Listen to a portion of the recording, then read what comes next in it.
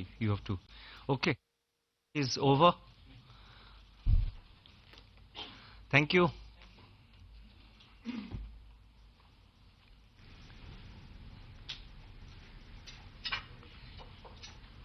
Yeah, let's start. So with your permission, sir. Yes, sir. So hello and good afternoon. Welcome to the post-policy press conference. Today we have with us Governor Reserve Bank of India, Shri Shaktikanta Das, Deputy Governors Dr. M.D. Patra, Shri M. Rajeshwar Rao, Shri T. Ravi Shankar, and Shri Swaminathan J. We also have with us Executive Directors Dr. O.P. Mal and Dr. Rajiv Ranjan, and other colleagues from Monetary Policy Department. To begin with, I would request Governor to make his opening remarks, and thereafter we'll move to Q&As. Sir, please. Good morning and welcome to all of you. Nice to see you after a gap of 2 months. I'm not going to say anything new, but basically what I have tried to do is I have tried to capture the highlights of this monetary policy, the statement which I made. So I have called out certain relevant portions just to put things in perspective for better clarity for you as well as for the wider audience which may be watching this program. I have about 10 points to make, and they are very short points, and it goes like this. First, growth inflation balance is evolving favorably as per our projections. 2, headline CPI inflation is moderating, but the last mile of disinflation is sticky. Our target is 4% on a durable basis, and we will work towards that. 3, our monetary policy is primarily guided by domestic macroeconomic conditions and the outlook. 4, GDP growth outlook is bright. The momentum of economic activity is well sustained. GDP growth projection of 7.2% for 24-25 when it materializes will be the 4th consecutive year of growth at 7%, of growth at or above 7%. So, I mean, if you see the last 3 years and the current year, either the growth would be at, when it materializes, the growth would be at 7% or more than 7%. In fact, the average growth in the last 3 years, ending 23-24, the average growth in the last 3 years exceeds 8%. If you take the average of growth in the previous 3 years, it exceeds 8%. 5, liquidity management will continue to be nimble and flexible. 6, the financial sector continues to be stable and resilient. 7, foreign exchange reserves have reached a historical high of $651.5 billion at the end of May this year. 8, the external sector is expected to remain stable. 9, the Reserve Bank stands committed to maintain stability and orderliness in all segments of the financial markets and institutions regulated by it. 10, the agenda for the run-up to RBI at 100 has been given out as part of the monetary policy statement. It's given out in the annex to the monetary policy statement. This is a dynamic document and will be updated as per requirement. Thank you. Thank you, sir. Before we start, I'll request the media friends present here to wait for their turn before asking questions. Also, please restrict to 1 question per person. If time permits, we can go for another. So I'll call out the names now, starting with Mr. Govardhan Rangan from Economic Times. Sir. Thank you. Good afternoon, Governor. So one of the things that one of the things that you have been reiterating is that you don't follow the Fed, and the domestic policy decisions will be based on the domestic considerations. Yes. That is also being interpreted as a kind of a dovish sign, in the sense that even if the Fed doesn't ease, okay, you would really go ahead and ease when the conditions permit. Is that the right interpretation? The converse can Thank also be true. In other words, even if the US eases, we may not. So therefore, I would suggest that there is what I have done is that I have just explained our overall approach, and I have done it in the past. I decided to reiterate it again, you know, for better clarity. Thank you, sir. Yeah. I'll request Ms. Lata Venkatesh from CNBC. Thank you very much. Governor, sir, you know, in your para 22, where you speak about unsecured retail loans and, you know, coming down, just I'm reading, recent data suggests that there is some moderation in these advances. We are closely monitoring incoming data and to ascertain if further measures are necessary. Can you clarify if further measures are necessary? That's like vital to both consumers as well as to banks.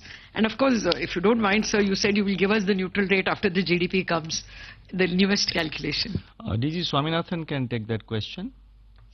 Sir, I think I would like to only reiterate what is stated there. We are closely watching the incoming data, and any measures, if necessary, will be basis the reading of the data.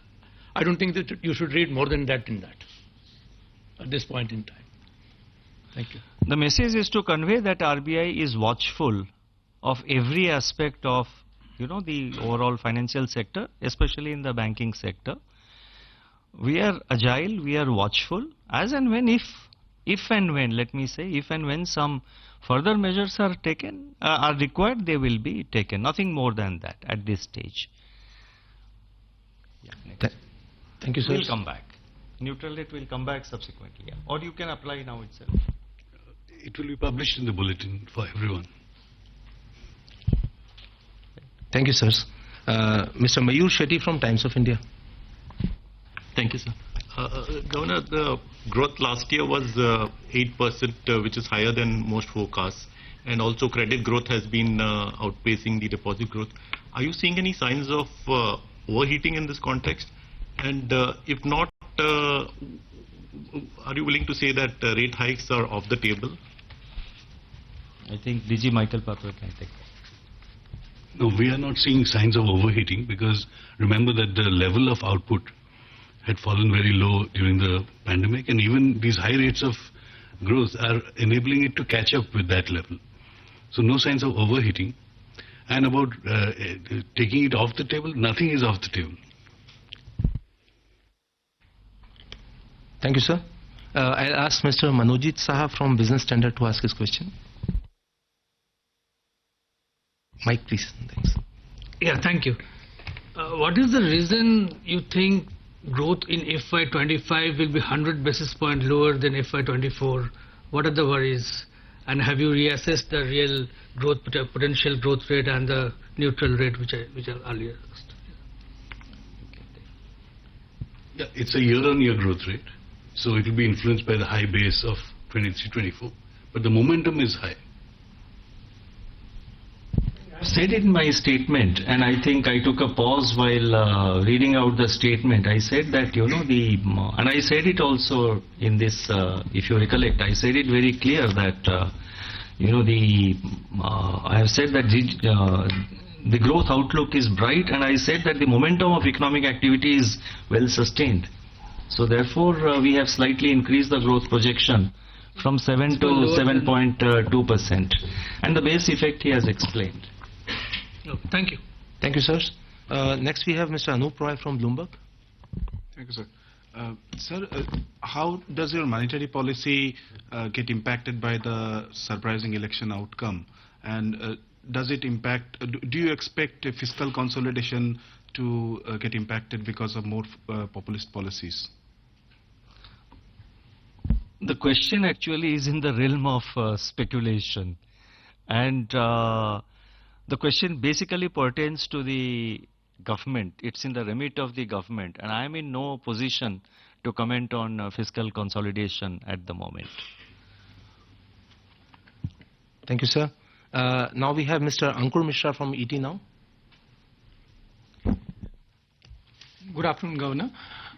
We have seen a pattern from Reserve Bank of India. First there is a warning and then there is an action. Today also you have given several warnings including high interest rates, and CD ratio in particular, because this warning had already been given earlier in earlier meetings. So will there be action now followed by this warning? See, essentially, it is our intention to flag any possible build-up of risks, potential areas of concern is what we keep looking for. And then it's our intention to communicate them to the regulated entities. And as mentioned in the governor's speech, we have requested the boards to relook and re-strategize their business plans, taking into account the widening gap between the growth in deposits and growth in their loan book.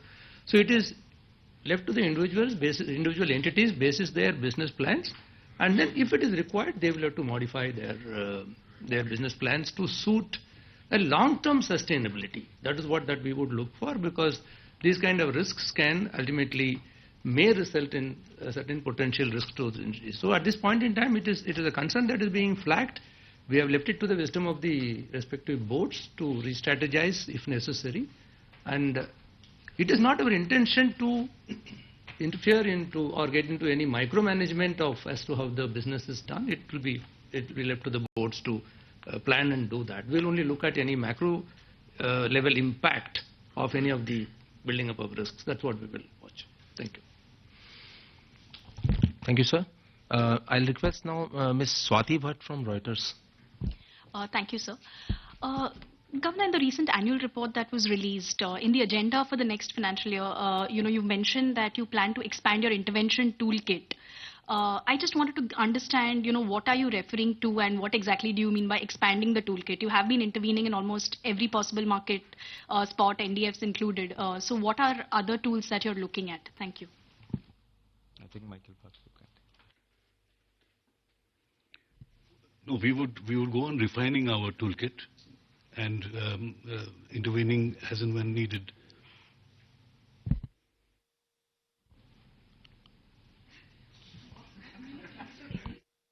Look, please wait. If there is a new instrument deployed, you'll have to wait for that. If you look back in the last few years, currency swap was another approach which we adopted for, liquidity purposes. Our intervention in the NDF market has also undergone a change. We are now very clear and explicit that RBI is there in the forward market, and we are there. So therefore, these are the developments which are taking place, and it's a constant process. As and when any new toolkit is deployed, you will know about it. Let me not, let's not jump the queue. Let's wait. Thank you, sirs. Now I'll request Ms. Pratigya Vajpayee from Informist. Good afternoon, Governor. Drawing from the last policy's analogy of elephant in the woods. So has the elephant now settled down in the woods? Where are we on the disinflationary process as per your assessment? You see, the elephant, as usual, is walking very slowly. And inflation, 4.9, then 4.8. Before that, it was around 5. So the elephant is walking very slowly. So we are watchful, and we would like the elephant to, enter the forest and be there. In the sense, we would like inflation to reach, to align itself with the target and be there on a durable basis. So, and I have said that the last mile, I think I have just now also repeated, that the last mile of our journey towards 4% is pretty sticky, and that is the case world over. So the analogy about elephant, yes, the elephant is walking slowly, and we have to be very watchful. Thank you, sir. अब मैं जी business से श्री ब्रिजेश कुमार जी को आमंत्रित करूंगा. Sir, आपने कहा कि डिसइन्फ्लेशनरी trend दिख रहा है, तो क्या ये मानना होगा कि जब तक 4% पे नहीं आ जाएगा तब तक आप रेट कट के बारे में नहीं सोचेंगे? और दूसरा, जब आप कहते हैं कि ड्यूरेबल बेसिस, तो उसका क्या मतलब निकलता है? रेट कट के बारे में तो मैंने कुछ इंडिकेशन नहीं दिया.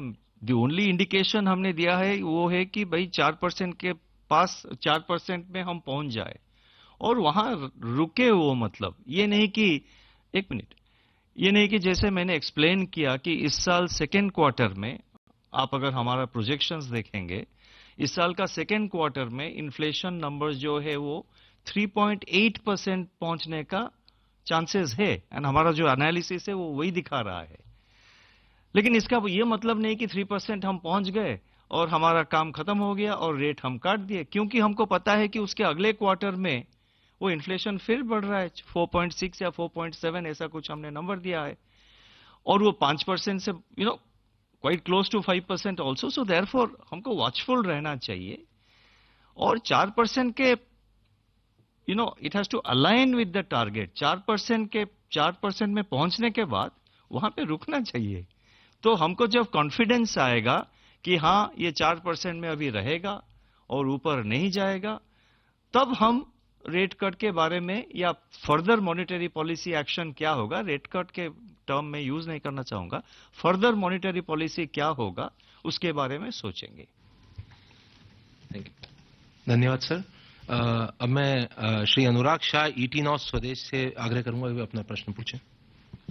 थैंक यू सर, आपने सवाल पूछने का मौका दिया. सर, आज की पॉलिसी में जो आपने स्मॉल वैल्यू लोन पे ज्यादा इंटरेस्ट रेट की बात कही, एक तरह से सूदखोरी की बात की गई है, तो सर उसका जो शब्द आपने इस्तेमाल किया उसका हिंदी में तो मतलब सूदखोरी है.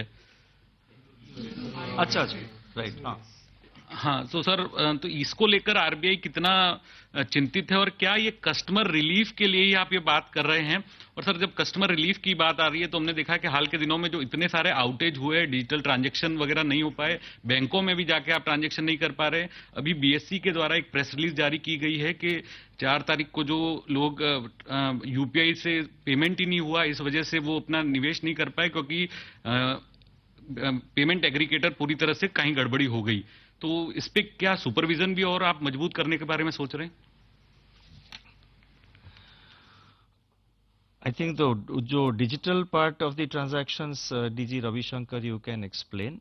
आउटेज जो बैंक के बारे में है that DG Swaminathan can explain. And पहला पार्ट क्या था आपका क्वेश्चन का? सर यूजरियस. ओके, वो पार्ट मैं एड्रेस करूंगा. देखिए, ऐसा है कि हमारा एक फेयर प्रैक्टिसेस कोड है और bank interest rates, NBFC interest rates, MFI interest rates वो पूरी तरह डीरेगुलेटेड है. तो आरबीआई का ये गाइडलाइन है कि जो इंटरेस्ट रेट वो चार्ज करेंगे वो फेयर होना चाहिए, फेयर एंड ट्रांसपेरेंट होनी चाहिए.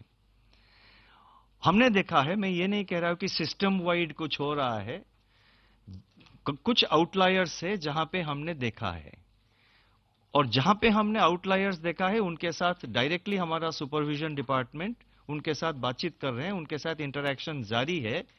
उनको पूछ रहे हैं हम कि किस बेसिस पर आप ये इंटरेस्ट रेट चार्ज कर रहे हैं, वो जारी है. उनको सेंसिटाइज किया जा रहा है कि ताकि उनका इंटरेस्ट रेट फेयर हो.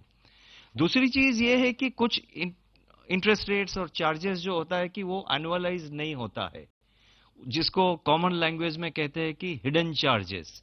तो इसीलिए हमने जो केएफएस है, की फैक्ट स्टेटमेंट, वो मैंडेट किया हुआ है जिसमें कि एनुअलाइज्ड रेट ऑफ इंटरेस्ट, मतलब आप कितना फी दे रहे हैं, कितना अपफ्रंट फी दे रहे हैं, कितना प्रोसेसिंग फी वगैरह दे रहे हैं, उसका एनुअलाइज्ड इंटरेस्ट रेट क्या होगा उनको केएफएस में, की फैक्ट स्टेटमेंट में डिस्प्ले लगेगा. तो यूजरेस जो हमने कहा है, कुछ केसेस है जिसमें कि ये हमें दिखाया गया है, हमको दिखा है, वी हैव नोटिस्ड इट. और उन एंटिटी के साथ हम एंगेज्ड है, उनको हम पूछ रहे हैं कि हमको लग रहा है कि ये यूजरियस है, आप जस्टिफाई करिए कैसे इतना आप इंटरेस्ट रेट चार्ज कर रहे हैं. System wide things are all right, but कुछ आउटलायर्स है जिनके साथ हम डील कर रहे हैं. एंड आप आउटेज के बारे में? The system outages are under close monitoring by us. We have a portal in which all the regulated entities are required to report their outages, both planned and unplanned. And at the system level, we are seeing a trend which is encouraging. However, if there are any outlier entities on a bilateral basis, we talk to them and we also issue them a corrective action plan for them to augment their infrastructure, catering to the or proportionate to the growth in business levels. So this is an item which is under our constant monitoring, and any downtime will be dealt with as laid down in our master directions on IT risk management. तो भविष्य में sir जहाँ पे एक minute जहाँ पे outage होता है, हमारा सी साइट टीम है, जहाँ पे आउटेज होता है वो तुरंत उन पर्टिकुलर बैंक के साथ एंगेज करते हैं, वहाँ पे सुपरवाइज करते हैं, देखते हैं कि क्यों आउटेज हुआ, उसका कारण क्या है, सारे एस्पेक्ट हम स्टडी करके फिर बैंकों को सेंसिटाइज करते हैं. अगर कुछ डेफिशिएंसी दिखाई गई उनको सेंसिटाइज करते हैं. तो आरबीआई का जो सुपरविजन है इस बारे में बहुत अलर्ट है, बहुत बहुत केयरफुली उसको हम मॉनिटर करते हैं और क्विकली एक्शन लेते हैं. Ravi, that UPI something he asked. UPI down time के बारे में आप पूछ रहे हैं. बीएससी ने आज अभी रिलीज में बताया कि जो 4 तारीख को लोगों ने जो निवेश किया था उनको एनएवी नहीं मिल पाई क्योंकि यूपीआई पेमेंट्स नहीं हो पाए. अब आज का जो रिलीज है उसके बारे में तो मेरे पास इंफॉर्मेशन नहीं है, तो उस पर मैं कुछ बोलना नहीं चाहूंगा, लेकिन ये जरूर बोलना चाहूंगा कि एफर्ट्स जारी है कि यूपीआई में डाउन टाइम कम किया जाए, और ये एफर्ट पिछले कुछ सालों से जारी है. आप अगर पिछले 1 साल में देखेंगे तो ये डाउन टाइम करीब 1% से नीचे ही है कंटिन्यूअसली. और दूसरा एफर्ट्स भी जारी है, जैसे यूपीआई लाइट वॉलेट जैसा यूज होता है, उसका पर्पस यही है कि बैंक का सिस्टम पे प्रेशर कम हो, इसीलिए बैंक का सिस्टम को यूपीआई चार्जेस ज्यादा हिट ना करें. तो यूपीआई लाइट का थ्रू यूपीआई लाइट भी ग्रेजुअली ज्यादा पॉपुलर हो रहा है. अभी करीब 10 मिलियन ट्रांजैक्शन पर मंथ है, उसको बढ़ना है, लेकिन वो जब ज्यादा बढ़ेंगे बैंक का सिस्टम पे वो प्रेशर भी कम होने लगेगा. तो ये सब एफर्ट हमारा जारी है जिसके कारण ये डाउन टाइम कम हो सकता है, और भी कम हो सकता है 1% से. तो यूपीआई के ट्रांजैक्शंस है पर डे अभी वो 40 करोड़ के ऊपर है. मैम 45 करोड़ ने आपने गलती से शायद 10 मिलियन कह दिया. यूपीआई लाइट का. अच्छा, यूपीआई लाइट का. लेकिन मैं इस बारे में बिल्कुल एम्फेटिकली कहना चाहता हूं कि जब भी कोई आउटेज होता है, यूपीआई में कुछ आउटेज नहीं हुआ है, यूपीआई एंड से प्रॉब्लम नहीं है, एनपीसीआई एंड से, यूपीआई एंड से कहीं पे भी प्रॉब्लम नहीं है. प्रॉब्लम आती है बैंक एंड से, तो उसको भी नजर में रखना चाहिए, क्योंकि हमने सारे केसेस में एनपीसीआई में भी चेक करते हैं कहीं एनपीसीआई एंड से कुछ आउटेज हो गया क्या. लेकिन एनपीसीआई एंड से जो कि यूपीआई प्लेटफॉर्म चलाते हैं उस एंड में कोई प्रॉब्लम नहीं होता है, बैंक का लिंक में प्रॉब्लम होता है. उसके कई कारण है जिसको हम डील कर रहे हैं. और मैं ये अनुरोध करना चाहता हूं कि ये 3-4 क्वेश्चन हो गया आपका, तो कृपया करके एक क्वेश्चन पूछिए ताकि सबको चांस मिले. Thank you, sir. Thank you, sirs. May I now request Mr. K. Ramkumar from Hindu Business Line. Good afternoon, sir. I just wanted to understand, you referred to banks require, they should re-strategize their business plan, given that the credit and deposit growths are, there is a gap between them. So do you have any particular number in mind in terms of CD ratio? What is the CD ratio now, and should they reach a particular level of CD ratio so that the system is comfortable, actually? Yeah. Answer is a resounding no. We don't have an ideal CD ratio that can be prescribed across the system, because it purely depends on the business model and the type of bank and their own risk appetite framework. So that is why it has been categorically made clear that these are business plans which will have to be made as well as recalibrated depending upon the emerging circumstances. The risks that can probably come is, in case if this gap widens further, there could be a liquidity risk, or there can be a rollover or repricing risk as far as their deposits are concerned. So that's the reason that we would like to flag it to their attention. But as I said earlier, it's not our intention to prescribe a particular ratio and guide them towards that. We would like them to re-strategize their business in case if the ratio at which they are pursuing business is not sustainable over a long term. So that's our intention. I hope it's clear. Thank you, sir. Now it will be Mr. Ashish Agashe from PTI. Thank you so much, sir. So this was as a follow-up to your Anurag's question and your comment on that. So you mentioned that the problems many a time has been found at the bank's end, due to which outages or transactions don't go through. After the last policy meeting, we also saw an action against on business restrictions against a lender. So, sir, what is your general view on tech spends by banks? Is there any prescription there? Because banks have been telling us that they are typically spending about 7 to 8% of the operating expenses. So, what is your view on this? Are they doing enough? And if they are, then why are we witnessing such instances? See, banks should invest adequately. They are. I'm not saying banks are not. What is necessary is to see that the IT systems in terms of capacity for processing data keeps pace with the growth of business. And it is for the banks to assess what investment is required to ensure this. It's a micro aspect of their management. RBI does not prescribe how much they should invest. If there is a problem, we see whether the system has any deficiencies and we advise the banks to take necessary corrective actions. Basically, the IT systems, the capacities and all the overall infrastructure has to keep pace with the growth of business, and also the DRCs, that is the disaster recovery centers, that also needs to be always kept active. Thank you, sir. Next we have Ms. Gopika Gopakumar from the Mint. Thank you. Good afternoon, Governor.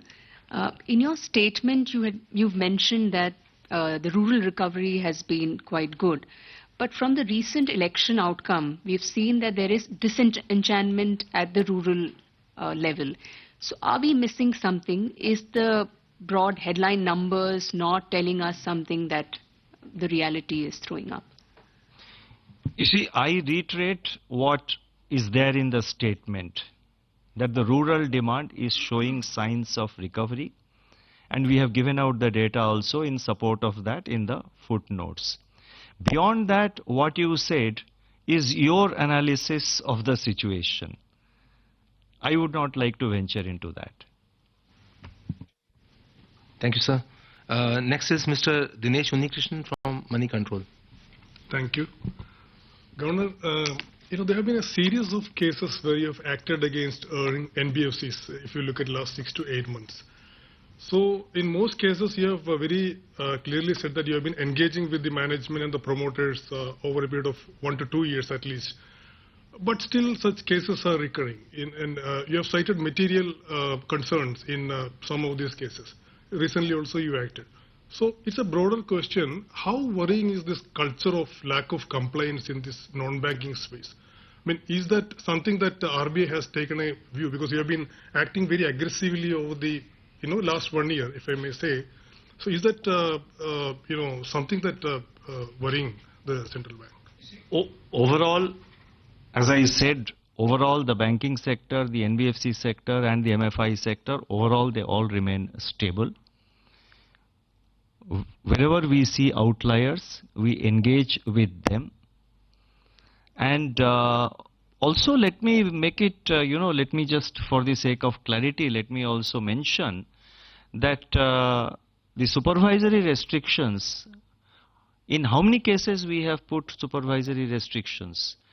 In the NBFC universe, there are 9,500 NBFCs.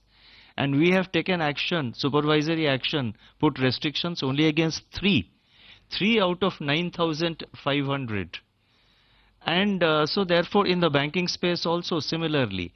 So therefore it's not as if, there's a large scale deficiency is there in the system. Wherever we see deficiency, we engage with the, with the regulated entity to see that necessary corrective measures are taken. Our first priority is bilateral engagement with the regulated entity. In fact, there are a few cases where we found that there were deficiencies.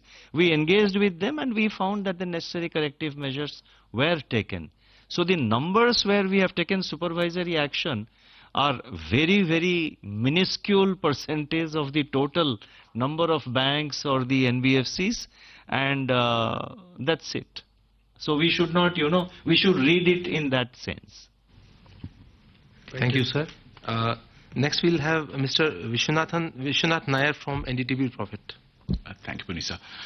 Governor, eighth consecutive policy of this status quo, albeit with the voting pattern having changed a little bit.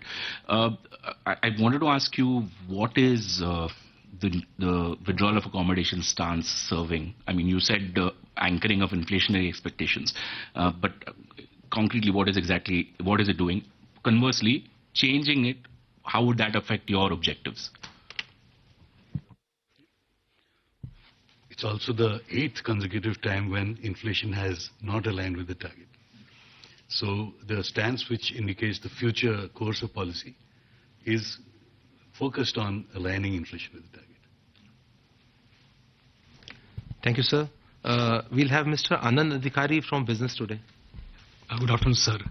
So one of the DGs recently said, this ARC route, is becoming a vehicle, for the re-entry of, tainted promoters.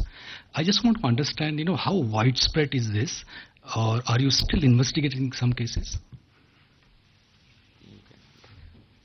See, we would not like to comment on individual instances of what has been seen.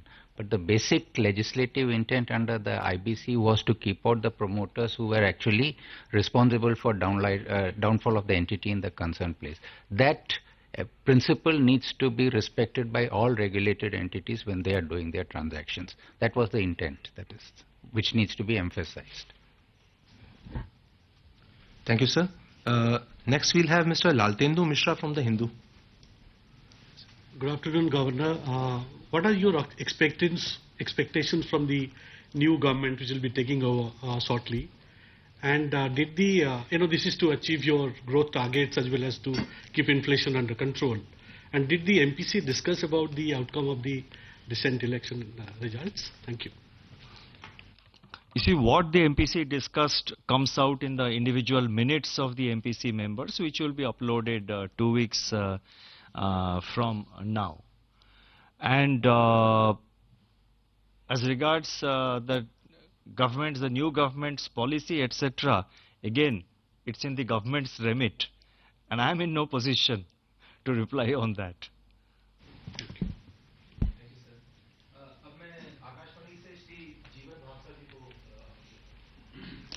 नमस्कार sir, आज आपने digital payment intelligence platform की बात की, तो उसके बारे में थोड़ा सा डिटेल से जानना चाहेंगे क्योंकि ये लगभग हर एक के साथ जुड़ा हुआ मामला है. डीजी रविशंकर इसको जरा रिप्लाई करते हैं.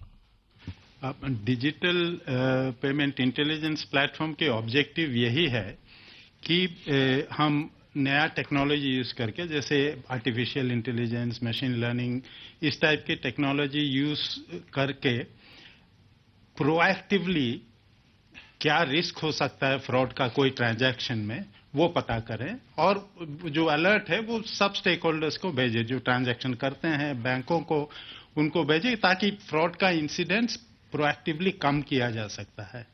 अब वो कैसे होगा, उसका कॉन्टोर्स क्या होंगे, कौन सा डेटा उसके लिए चाहिए, वो सब के लिए हम जो ग्रुप बनाए हैं वो ग्रुप वो सब वो देखेंगे, वो उसको एनालाइज करेंगे, रेकमेंड करेंगे, उसके बाद हम लोग डिसीजन लेंगे. Thank you. Thank you, sir. Sir, with your kind permission, last two questions. So next we'll have Mr. Hitesh Vyas from the Indian Express. Sir, good afternoon. I just want to understand what are the risks to the 7.2% growth target? What are the risks you are seeing to this? I think you can reply. It's there. But you can reply. You can just reply. Mainly we are saying global risks there, including, say, volatility in crude prices and geopolitical conflict getting wider, etc. Domestically, are you seeing any? Domestically, we are hoping that there will be a normal monsoon, that there will not be extreme weather events. Thank you. Thank you, sir. Lastly, we'll have Mr. Ajay Ramanathan from Financial Express. Good afternoon, governors. Just a question on Payments Bank. The fact that we've been hearing that many of them have been clamoring for some form of lending, even if it is small ticket. Now, where does your concern stem? Is it does it align with the fact that simultaneously you're also looking at the unfettered growth in unsecured personal loans? Is that some of your concerns stem from there? See, the basic payment bank model is designed to address the small customers in terms of giving them a menu of products, deposit products, as well as remittance and other facilities intended to promote financial inclusion. That model does not really envisage any granting of credit, etc. And as it stands today, the regulatory framework is about 5 to 6 years old. We normally review any regulatory framework periodically, and that periodic review, if there throws up any recommendation, we will try to implement that.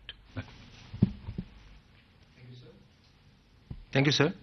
With this, we come to the close of this press conference. We have time. Question has not been addressed. Can I please? Bulk deposit that you have raised the limit. Is there any?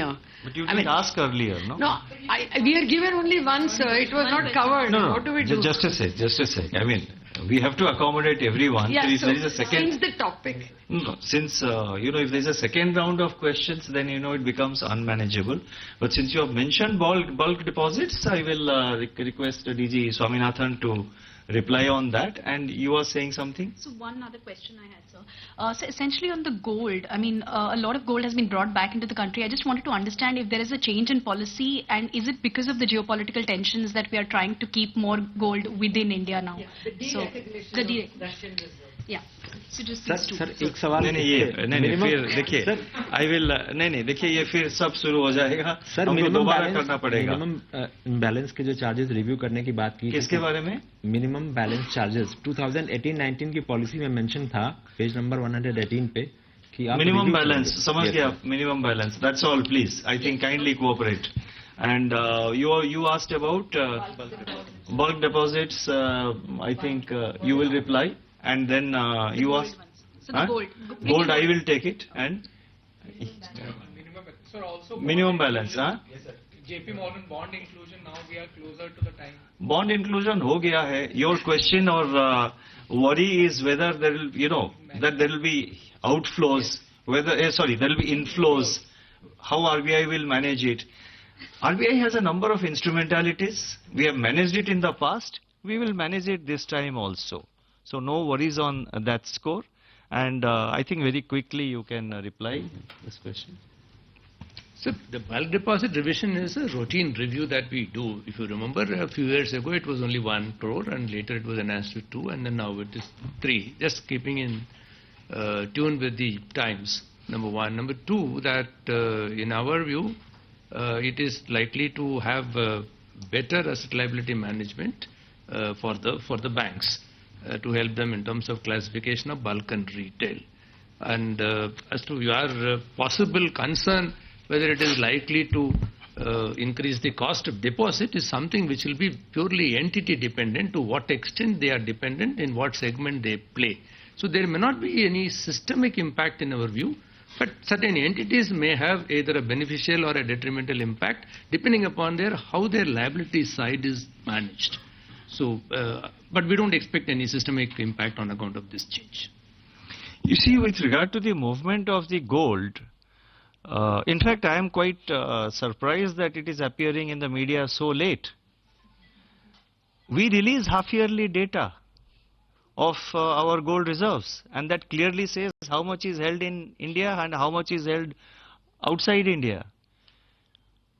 I was expecting the media to pick up the end September data, that is September 2023 data.